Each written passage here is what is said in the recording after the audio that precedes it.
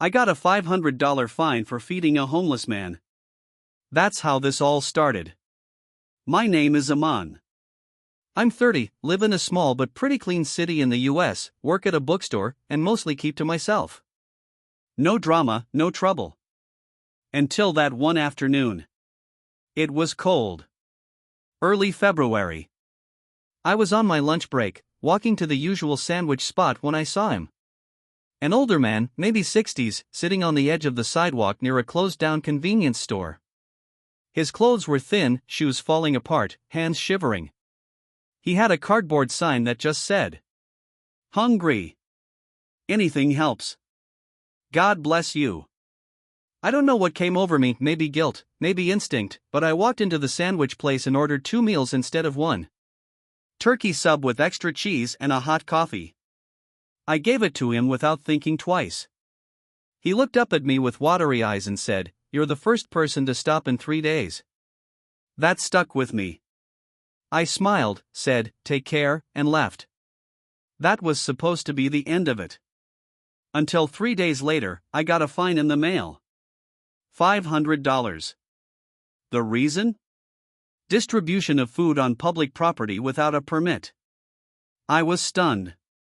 What kind of law makes it illegal to hand someone a sandwich? I called the city hall. They confirmed it. There's a local ordinance passed recently apparently to prevent unsanitary gatherings. Feeding the homeless in public is banned unless you have a certified nonprofit license or permit.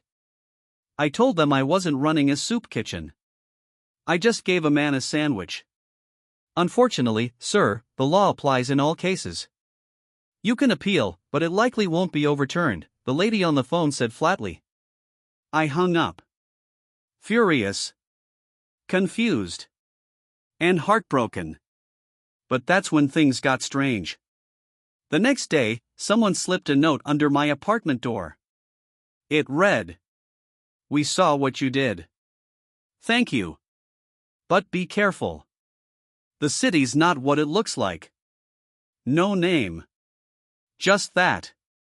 I thought it was a joke at first. But the next night, around 11 p.m., I heard a knock on my door. I opened it and saw the same homeless man, the one I gave the sandwich to, standing there. "Sorry, son. I didn't mean for you to get in trouble. I shouldn't have let them see." "Them?" I asked. He looked around nervously. "The watchers. City contractors. They monitor the corners. Cameras too. They don't want anyone helping us. Makes them look bad during election season." Now it was starting to sound like a conspiracy. I thought maybe he was just paranoid, maybe even mentally unstable. But then he said something that changed everything. "You should know. I used to work in that building. City code enforcement. Until I blew the whistle. That got my attention." He pulled out a folded piece of paper. It was a copy of a city memo showing that certain public policies were designed to intentionally push homeless people out of specific redevelopment zones. They were cleaning the city for investors. And anyone seen helping the homeless was a problem. The fines weren't about food. They were about fear. That night I couldn't sleep. I looked it up. And to my shock, it was true. Several cities across the US had similar laws. In fact, some groups were being arrested for handing out water bottles in public parks. I started documenting everything. I wrote about it on Reddit. It got some traction. A few DMs. Some support. And then I got fired from my bookstore job. Reason? Violation of conduct.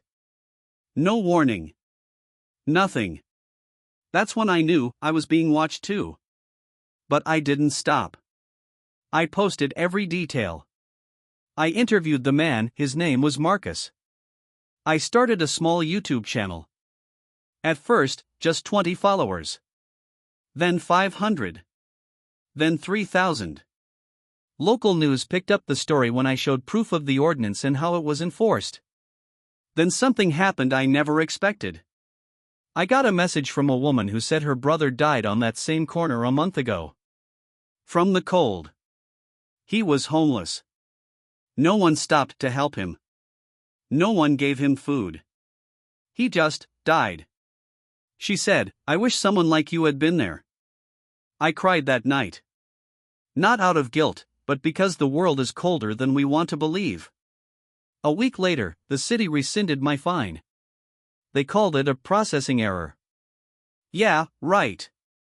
But by then, I didn't care. The story had gone viral. My video had over 2 million views. Bigger channels were picking it up. Podcasts wanted me on. And Marcus? He's no longer homeless.